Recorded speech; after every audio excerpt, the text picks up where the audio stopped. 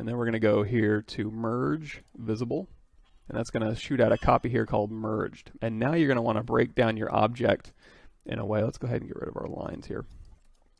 In a way so that the animators can grab something and animate the stuff off. This is an older version of the weapon.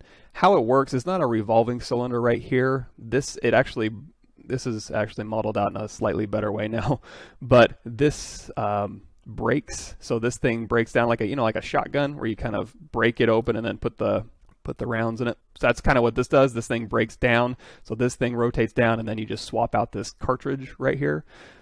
That's just how the design goes. So what we need to do is take all the pieces that need to animate and put them into their own subtools. I'm going to hold down Control Shift.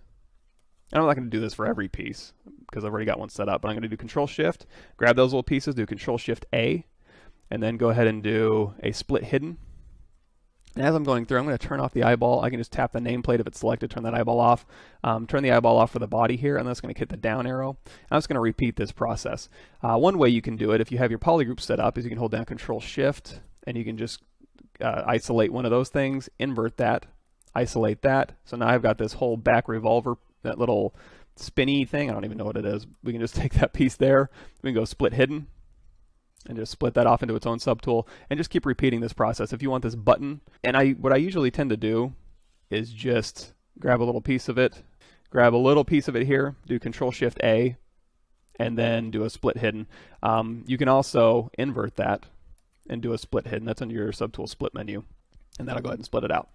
And by doing this, and if you want this thing to rotate, you can go ahead and just grab all these pieces. And the reason I do this is I can just grab multiple pieces at once, and I don't have to sit there and do Control Shift A, or Control Shift and grab a bunch of pieces here. So we can go ahead and split that off too. Basically anything that's going to animate to split into its own subtool. Once you have that, like we have here, you can see these are all labeled.